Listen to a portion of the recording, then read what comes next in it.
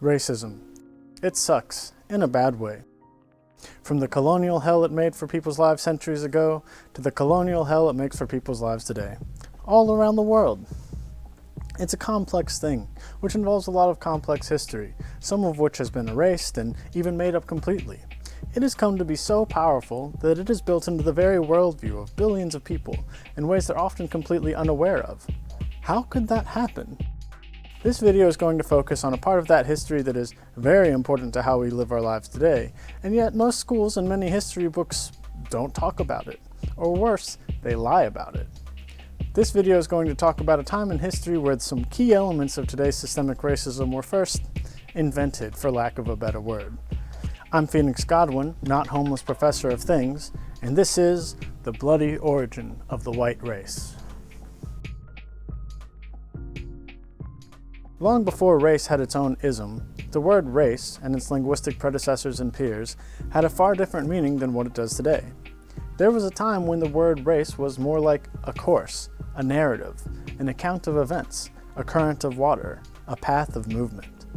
When originally applied to people, it had a much broader meaning.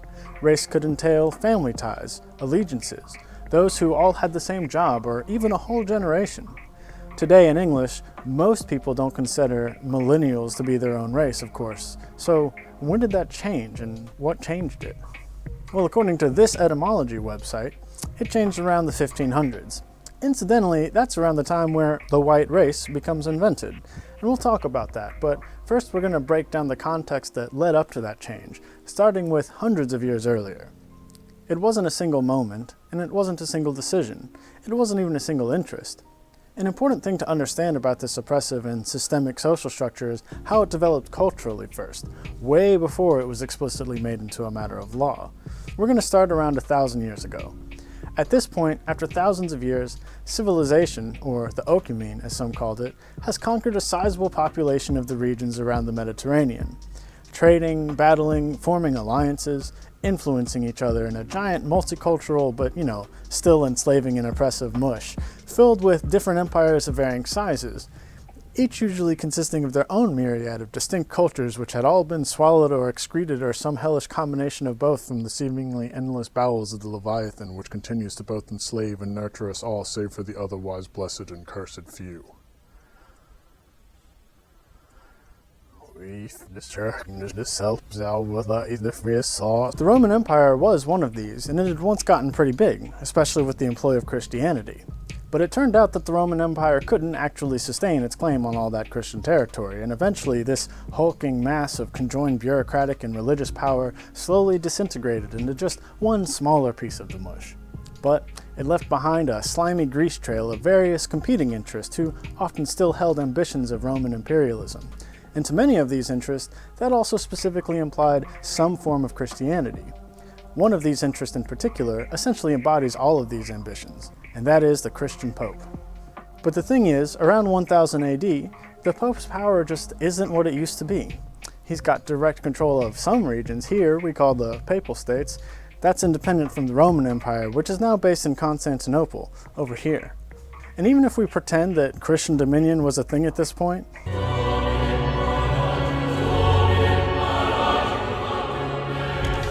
it has only continued to fractionalize and stretch beyond the influence of the Pope in the centuries since the height of his power. Meanwhile, in the past few centuries, a relatively innovative religious state economy, Islam, had emerged.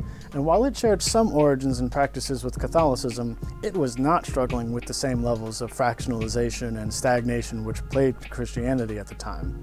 That's not to say Islam was all one faction or sect at this point, it wasn't. Same as any major religion. But Islamic influence brought advanced administrative power, engineering, expanding commerce, and other things that state powers just love.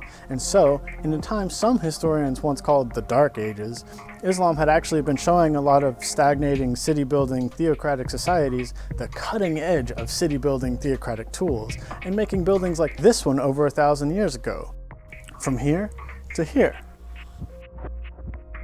So, between the ancient staying power of Judaism and the relatively fresh religion of Islam, Christian power was maybe kind of on its way out. Who's to say? Well, not the Pope, that's for sure.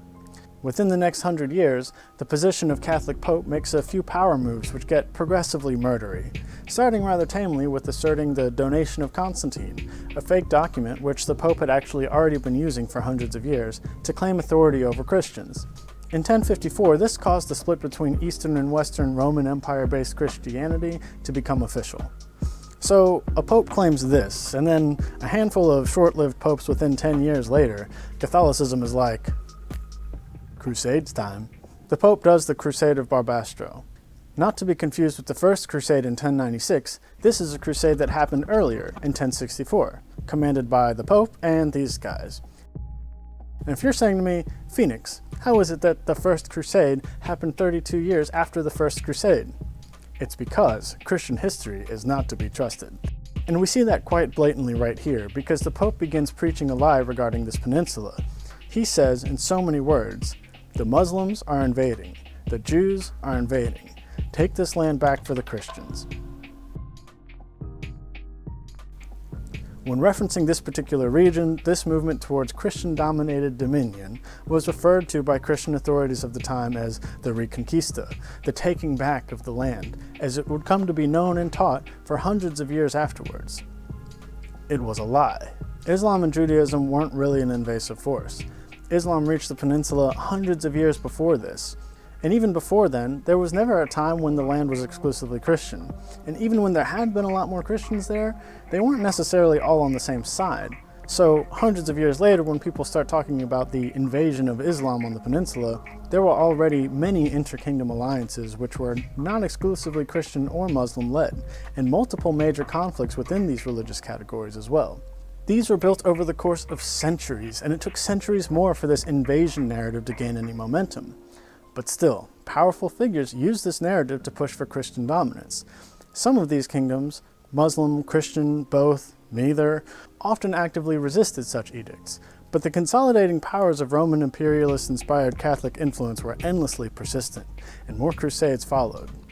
In the centuries before this, all the religions of the book were relatively tolerant of each other as a whole. Islam, Christianity, and Judaism all shared a written history, worshipped the same God who reportedly once spoke to a man called Abraham, hence the term Abrahamic religions, which refers to these 3 or 4. Hey, Abraham, hey, it's me, God. The Lord calls me in my sleep. Hey, kill your son. My son? Yeah, prove you with me by killing your son, bro.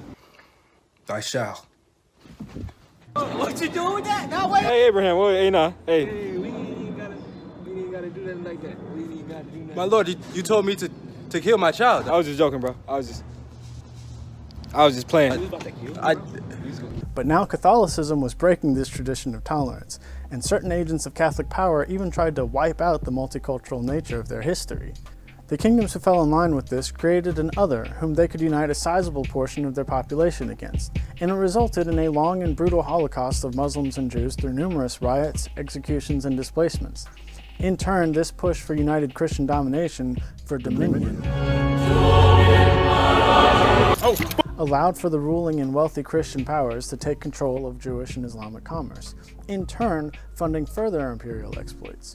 It was medieval times, and not in a fun, let's go get drunk and eat turkey legs while we watch people poke each other with their big sticks kind of way, but in a everything is actually super fascist and I really hate it here kind of way.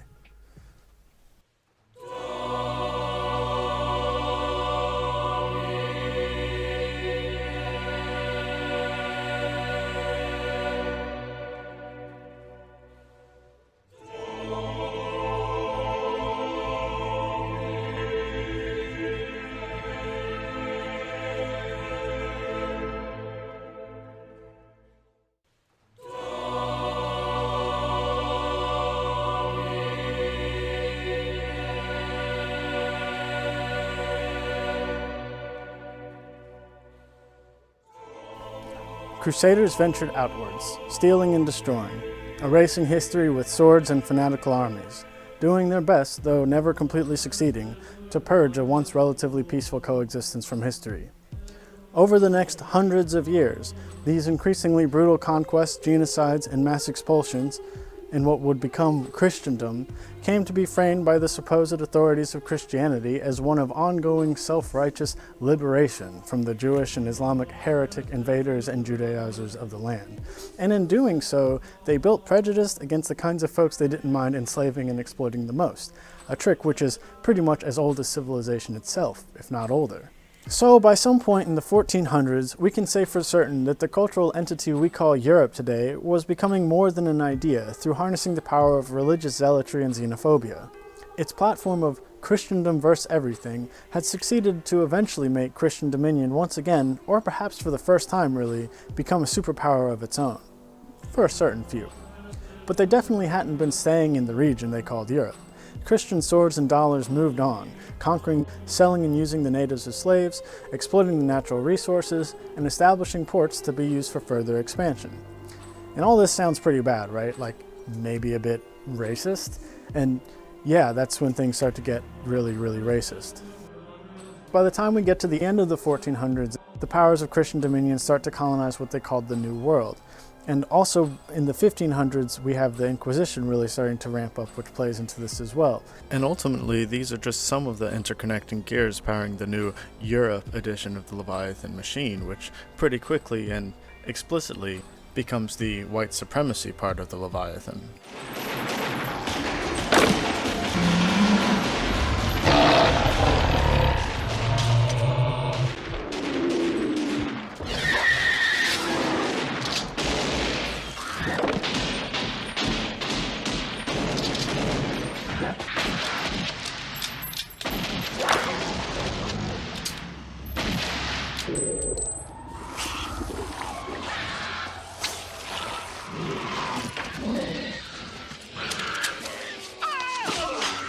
You see, by the end of the 1400s and moving into the 1500s, most non-Christians on the Iberian Peninsula by now had either been converted, killed, or forcibly deported. The ruling class Christians of the region once again needed an exploitable outgroup that even the lower class could blame all of their social and economic problems on. You know, so people wouldn't blame the actual ruling class.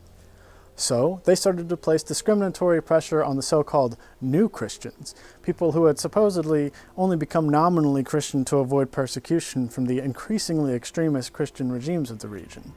Of course, it wasn't always obvious who a new Christian was, but a lot of the times it didn't matter because the accusations were often made on the fly, manifesting as brutal street violence or interrogations by inquisitors, where a person might be lucky enough to bureaucratically prove they were generationally Christian enough. These accusations were pretty hard to defend and could be made by just about anyone. So who could be safe from these accusations? Most importantly, how could the nobility most easily prove their Christian ancestry and keep their wealth? The answer became blue blood. Of course, having blue blood just means being pale-skinned enough to have visible, superficial veins. Because, you know, in contrast to working class people of the regions who had a tendency to get a tan while in the outdoors, the ruling class tended to stay white and pasty in their more sheltered, privileged lives. This is where a social importance of sangre azul, that's blue blood in Spanish, developed. It's where the term blue-blooded comes from. This is how and where the social and economic importance of whiteness first developed, as whiteness became shorthand for nobility in the newly forming power of Catholicism's Europe. It's worth noting also that the power of religious empire building becomes more or less overtaken by the powers of nationalism and corporatism starting around the 18th century. And I'm going to talk about all that stuff in future videos in a way that hopefully isn't so Eurocentric as it's normally told. But for now, I'll just say that it is in this colonial period where the concept of white people transformed from something which could theoretically protect rich people from inquisitors into a written and legal protection from enslavement. Depending on where and when you were, having your blood quanta, how many white versus non-white folks you were descended from, came to influence your rights to property, self-determination, and more for hundreds of years. And today we can see the endlessly far-reaching, deeper implications of this history, which are still around in ways that can be quite surprising for some and way not surprising for others. So whenever people talk about white slavery, you can show them this video. White people were never enslaved for being white, and white people only exist as a means to oppress those who don't qualify. I'll follow up on this in time. I've got scripts in the works about resistance and revolution on Bohio, the island that came to be known as Haiti. You can expect more serious stuff like that from me, but also some silly and fun things as well, like more Star Wars stuff, some video game things, all with the intention of helping folks get a better grasp on the real-world geopolitical situation we've been born into. You can see more by subscribing. That really helps me a lot actually, as does liking, commenting, and sharing this video. You can support my work at patreon.com/autonomousmedia. I'd like to thank my patrons, Bambi, Sarah, Clay, Ryan, Frank, Shell, Zach, Kaylin, AJ, and Capable. Y'all really help me more than you can know, and I appreciate that and love you all. Until next time, be safe, stay dangerous, and look out for each other.